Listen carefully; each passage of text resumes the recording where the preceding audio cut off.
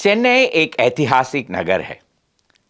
कई सालों से यहाँ पे बिजनेस चलता आ रहा है और ये समुद्र के किनारे है। यहाँ एक बंदरगाह भी है। बंदरगाह के कारण एक लाइट हाउस भी होना चाहिए और ये लाइट हाउस जो है आप तो हमेशा देखते ही होंगे। हमारे मरीना बीच में आज भी ये लाइट हाउस है। बहुत ही शानदार और सुंदर लाइट हाउस है जो 1977 में बनाया गया था। लेकिन ये शहर का सबसे पुराना लाइट हाउस नहीं है। हमारे शहर में ये चौथा लाइट हाउस है। तो बाकी 3 लाइट हाउसेस कहाँ हैं, इनकी इतिहास क्या है, यही हम आज के एपिसोड में देखने जा रहे हैं। सबसे पहले वाला lighthouse Fort Saint George या सेंट जॉर्ज किला के अंदर ही बनाया गया। आपको तो मालूम ही है, अंग्रेज यहाँ पे सन 1629 वर्ष में आए थे और उसी वर्ष उन्होंने यहाँ पे सेंट जॉर्ज का किला बनाने का काम शुरू किया था। उसके बाद वहीं से इनका सारा कारोबार चलता रहा और जहाज़ें जो बाहर से आती थीं वो समुंदर में 2 मील दूर वहाँ पे उनको रुकवाया जाता था और यहाँ से छोटे छोटे नाव उन जहाज़ के पास जाके वहाँ से सारा सामान और सारे यात्रियों को लेके शहर में ले आते थे। इसी तरह जो यहाँ से जाना चाहते थे उनको भी ये छोटे नाव ही जहाज़ तक ले जाते थे और वहाँ पे उनको छोड़ के आते थे। इसी तरह 160 साल काम चलता रहा।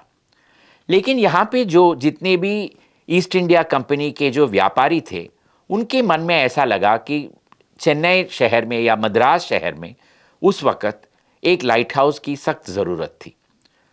सन 1790 वाले साल में इन्होंने एक प्रस्ताव रखा कि यहाँ पे एक लाइट हाउस बनना चाहिए। उस ज़माने में अंग्रेज़ किला को छोड़ के कहीं बाहर आते ही नहीं थे, तो इसीलिए उन्होंने सोचा कि लाइट हाउस जो है किला के अंदर ही बनाना चाहिए। लेकिन किला के अंदर कौन सा इमारत इतना लंबा है जिसके ऊपर ऐसा एक लाइट हाउस बनाया जा सकता है। तो उस वक़्त यहाँ पे सेंट मेरी का गिरजाघर आज भी उस किले के अंदर है। तो इन्होंने सोचा कि पहले लाइट हाउस को गिरजाघर के ऊपर ही बनाया जाए। लेकिन उस किला के वहाँ के जो गिरजाघर के जो पादरी थे उन्होंने इसके लिए अनुमति नहीं दी। उन्होंने कहा कि ये तो भगवान का घर है और यहाँ पे लाइट हाउस जैसे चीज़ का कोई जगह है ही नहीं। तो उस समय के जो गवर्नर थे मद्रास के, लॉर्ड होबार्ट प्रभु, उन्होंने कहा कि ठीक है, गिरजाघर के ऊपर यदि नहीं बनाया जा सकता है तो दूसरा कोई इमारत के ऊपर लाइट हाउस को बनाया जाएगा। तो ये दूसरा इमारत कौन सा है, उस इमारत को आप आज भी देख सकते हैं। वो इमारत है किले का संग्रहालय। उस ज़माने में ये किले का संग्रहालय नहीं था, यहाँ पे ये किले का सबसे बड़ा व्यापार स्थान था। यहाँ पे सारे ईस्ट इंडिया कंपनी के जो व्यापारी थे यहीं पे रोज सुबह आया करते थे और यहीं पे उनका व्यापार और लेन देन वगैरह यहीं पे हुआ करता था। तो यहाँ से जब आप बाहर पूर्व तरह देखेंगे तो आपको समंदर नजर आएगा और समुद्र में उनको पता चला, उनको रोज पता चलता था कि कौन से जहाज आ रही है और इस जहाज में क्या क्या चीजें ले आ रहे हैं, ये सब उनको यहीं से दिखाई देता था। तो उन्होंने ये तय कर लिया कि इस किले में इस व्यापार हॉल के ऊपर ही सबसे पहला लाइट हाउस बनाया जाएगा। सन 1795 में काम शुरू हुआ और 96 में काम खत्म हुआ। 75 फुट का एक लाइट हाउस बनाया गया। उसके ऊपर 6 फुट का एक छोटा सा कमरा लकड़ी का बनाया हुआ और उसके अंदर 12 छोटे छोटे दिए और इन दियों में नारियल तेल लगाया जाता था और नारियल तेल को जला के हर एक दिया के पीछे एक शीशा हुआ करता था और शीशे से रिफ्लेक्शन समंदर में ये रोशनी दिखाई देता था। इस तरह सबसे पहला लाइट हाउस तैयार हुआ। लेकिन जब भी बारिश या हवा तेज हो जाती थी तो ये दिए बुझ जाते थे और ये लाइट हाउस तो लकड़ी का बनाया हुआ था, ये धीरे धीरे कमज़ोर होने लगा। सन 1835 में ये तय किया गया कि दूसरा लाइट हाउस बनाया जाए इस शहर के लिए। लेकिन अब लाइट हाउस कहाँ बनाया जाए, ये प्रश्न उठा।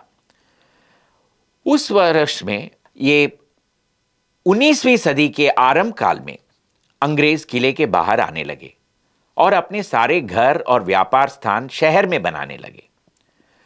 अधिकतम जितने भी व्यापारी थे, ये सब शहर के उत्तर दिशा में फर्स्ट लाइन बीच, जिसे आज हम राजाजी साले कहते हैं, वहां पे उन्होंने अपना अपना दफ्तर बनाया। सबसे पहला वाला दफ्तर पैरी एंड कंपनी का बना, इसीलिए आज भी उस जगह को हम पारिस कॉर्नर कहते हैं। उसी के पीछे चुंगी ऑफिस भी बनाई गई और बंदरगाह भी वहीं पे चला गया। पहले बंदरगाह किले के सामने हुआ करता था, अब जब चुंगी का ऑफिस वहां पे पहुंच गया तो बंदरगाह भी उत्तर दिशा में चला गया। तो ये फैसला हुआ कि दूसरा लाइट हाउस वहीं पे बनाया जाएगा। 135 फुट का ये दूसरा लाइट हाउस, लेफ्टिनेंट, उसके बाद वो कैप्टन बने, उसके बाद वो मेजर बने, लेफ्टिनेंट, कैप्टन या मेजर, आप जो कुछ भी कहिए, टीजे स्मिथ, उन्होंने ये बनाया और ये पूरा पत्थर का बनाया गया। सन 1841 के वर्ष में ये काम शुरू हुआ और सन 1844 में काम खत्म हुआ और 60,000 रुपये लगे इस दूसरे लाइट हाउस को बनाने में। इस लाइट हाउस को बनाया, किन्होंने बनाया? आर्मी के जवानों ने और जेल के कैदियों ने मिलकर बनाया। 3 साल में ये दूसरा लाइट हाउस कंप्लीट हो गया और उसके बाद वो चालू भी हो गया। 1844 से लेके 1894 तक यही शहर का दूसरा लाइट हाउस था। सन 1862 में चेन्नई को उच्च न्यायालय मिला। उसके बाद उच्च न्यायालय का इमारत का बनाने का काम भी शुरू हुआ। ये उच्च न्यायालय इमारत सन 1892 में खत्म हुआ।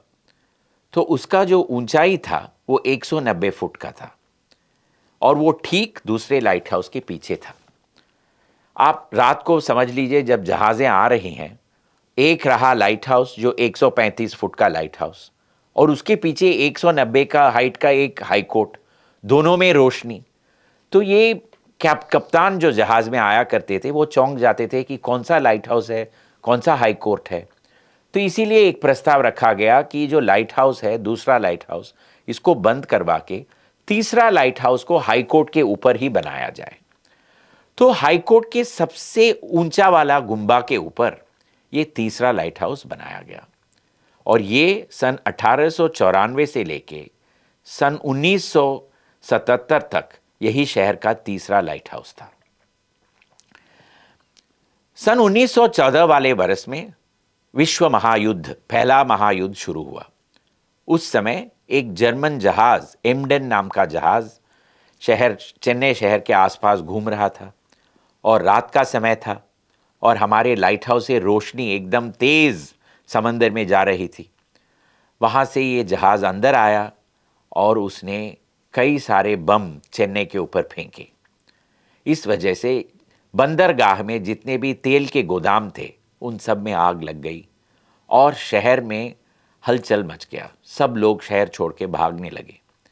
एमडेन नाम का वो जहाज सिर्फ आधा घंटा के लिए शहर में था, लेकिन आज तक तमिल में एमडेन वाला शब्द एक बदमाश को बताया जाता है। जब किसी आदमी को हम एमडेन के नाम से पुकारते हैं तो मान लीजिए उसे एक बदमाश समझते हैं हम। तो इतना बड़ा इम्पैक्ट रहा उस जहाज का हमारे शहर के ऊपर। सन 1965 में एक नया और चौथा लाइट हाउस बनाने का प्रस्ताव रखा गया और इसे कहाँ बनाया जाए इसका भी प्रश्न उठा। तो अब नया जगह जो है मरीना बीच में विश्वविद्यालय के सामने फैसला किया गया। लेकिन सन 1968 में हमारे जो उस समय के मुख्यमंत्री थे CN अन्नादुरै, उनका देहांत हुआ और उनकी एक समाधि बनाई गई जो ठीक उसी जगह में बनाई गई जहां पे वो चौथा लाइट हाउस का निर्माण होने वाला था। इसलिए चौथा लाइट हाउस को वहां से कुछ दूर दक्षिण दिशा में मइलापुर के एक कोने में बनाया गया। वो सन 1977 वाले वर्ष में खत्म हुआ और आज तक वही हमारे शहर का लाइट हाउस है।